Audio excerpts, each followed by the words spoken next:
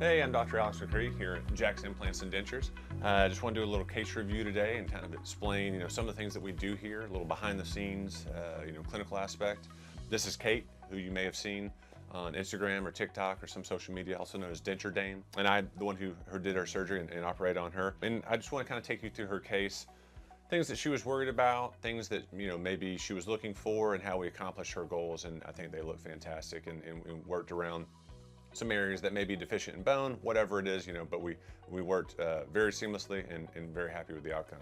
So this is her initial presentation, which, if you can see right here, you're thinking, what are you doing implants on her for? That her teeth look fine. Those are not real teeth. Those are dentures, which kind of goes in line with saying, hey, dentures can look okay. They can look great, actually. It's more of a function thing. I've seen dentures that don't look good and that don't fit well, but that usually is just more operator error. So whoever made those, but they can look fantastic. So I do want to say that. I don't want to be dishonest and say, that implants always look superior. They can look better because there are certain things you can do with them, and the materials can look a little better. But suffice to say, they can look good. Here's her 3D over here. It's a little harder to tell on a video like this, but there's some areas that were thin. I do want to point out one area right here. This little white area right here, that's actually the roof of her mouth. It's called a tori or a torus. Some people get them on the inside of their bottom jaw as well. It's not cancerous, it's not dangerous, nothing like that. It's just some bone that grows on certain people. Actually, my mom has it. I have a little one growing myself. It just doesn't allow dentures to sit very well, right? Because it's poked out, it's rough. It just doesn't allow things to sit flush, which is what dentures need to work really well. So if you don't have that, it's not a danger. If you have it, it's not a danger, but something to make note of if you are considering a partial or a denture or something like that. Yeah, it's gonna be an issue and make it a little bit harder for you. That's all.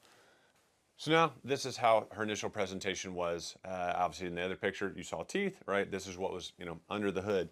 So she doesn't have teeth here. Except for one little root tip that a previous dentist left for us. So that was a nice little surprise. I know it's harder to tell, right? If you're not a dentist, you're not used to looking at x-rays, you're like, well, how does that relate to me? I'll just kind of point out what I can. So you have a nerve on both sides that runs through here.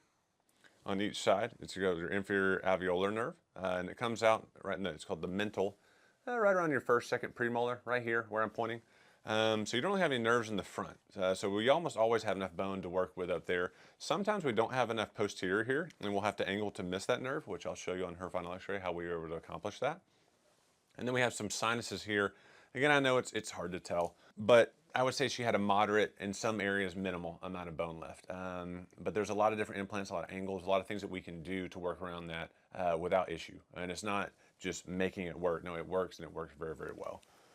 So again, this is what she initially presented with. Obviously, again, they can look pretty good, but as you see right here, these are just kind of slide over her gums, and I'll show you in the next slide what it looks like underneath that. So if you've never seen that before, but this is how dentures, they kind of wrap over the gums and then stay on via suction. And so this is what a mouth looks like without teeth in it. Somebody that's wearing dentures, it's just gums, so no different than behind your natural teeth back there, but it's just the whole thing. So thankfully, most denture wearers have good gum tissue. She is fortunate in that she had good gum tissue, which really works well for long term. Everyone's worried about their bone, and they should be, but there's almost no one that we can't do that on. It's really the gum tissue can really be a large determining factor on how long implants will last and how much blood supply those get, which is a huge factor. But anyway, that's right there is how she initially presented. And so you'll see here, now she looks a little bit different. And you'll notice that, I talked about before, you're like, hey, well, why are these implants sideways? Were you drunk? No, this is intentional. So if you look right here, this one's angled back and this one's angled back. Those are called pterygoid implants. They don't look too much dissimilar than a normal implant. I mean, they basically are the same type of implant. Zygomatic implants look a lot different. They're a whole different technique. This is just kind of going the other way. Basically, there's really hard bone right towards the back there that we can anchor in. So we reduce cantilever. And what cantilever is something sticking off the back. Like in this area, and I'll explain why we had to do that a little bit. A minimal amount of cantilever is okay. But you want to avoid it at all costs when you can, just because that creates a lever effect, right? So the more that something cranks on that, there's more forces, so something will eventually give, whether it's the teeth, the screw, the implant, something's not going to last. And so we want to minimize that. And that's something we do actually on a lot of cases right there. And then so here's her sinuses here, so we were able to angle to avoid that. Sinuses here, need to angle to avoid that. This is right here in the front. I didn't need to angle, so obviously see those are straight up. Again, these are straight up in the anterior, or the anterior. This is between those two nerves that I talked about. As you see here, this is where I angled to miss it. So that way I can get this implant as far back as I can without hitting the nerve, because if I were to go straight down there, then obviously I would cause some paresthesia, some numbness or tingling. So that way I can get this out to minimize that cantilever. Over on this side, where her nerve comes pretty far up here, she did have enough posterior bone over here, so I could throw a shorter implant.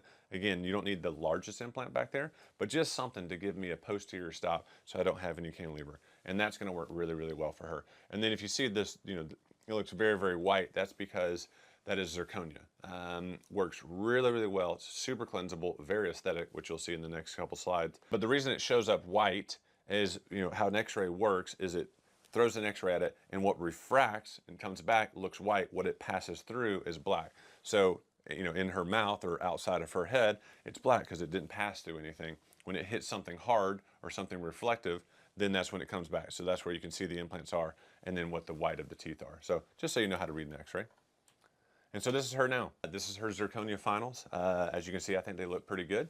I mean, these look fantastic in my opinion. I mean, I absolutely love her smile.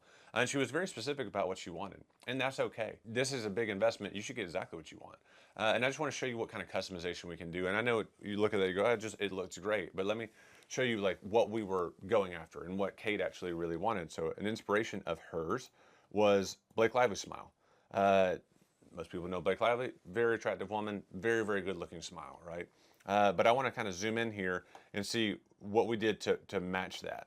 And so we designed everything digitally here, so there's nothing we can't do. But I want to show you kind of everything. So just a little bit round on her canine, a little bit round on her canine. Same embrasure right here on her central. So if you see right here and right here, almost the exact same. And something I also want to point out right here, if you look right here and see it's level, see how this lateral's up a little higher? Same thing over here, lateral's up a little higher. Same exact thing here. Lateral's up a little higher, lateral's up a little higher.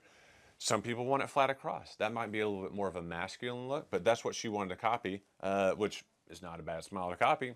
But as you can see, we're gonna give her exactly what she wants. And that's why it looks so good, is the attention to detail to give a patient what they want. So some people bring in other, you know, patients' smiles. Some people actually reference Kate now, and they say, I want Kate's teeth. But in lieu, they actually do want Blake Lively's teeth. But that's because it's a beautiful smile. And so if there's someone that, you know, you have out there that we can put gaps in it, anything you want, sharper canines, make it more masculine, whatever it might be, we can make it happen. But I just wanted to point that out, that that's something that she specifically wanted someone's smile, and we can almost dead on replicate it, even though I don't have a mold of Blake Lively's teeth. But if you can get high definition pictures, you can do a lot with it. So, and then I'm gonna show you, this is her, you know, close-up smile right there. And then this is, you know, a side-by-side. Just kind of want to show that this is what she was before, which, again, was still good. There was still room for improvement. I mean, that's just a fantastic smile. So couldn't be happier with the outcome. I don't think she could be happier with the outcome. And that's someone that was worried about having thin bone. You know, do I have enough? Do I have enough density? Absolutely, we can do it. Did it with flying colors. She's very, very happy. We're very, very happy, and we're happy for her. So anyway, this is Dr. McRee with Jacksonville Implants and Dentures. If you have any questions, you know, drop a comment below.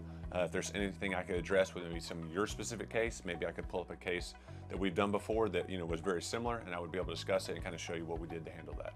Thank you.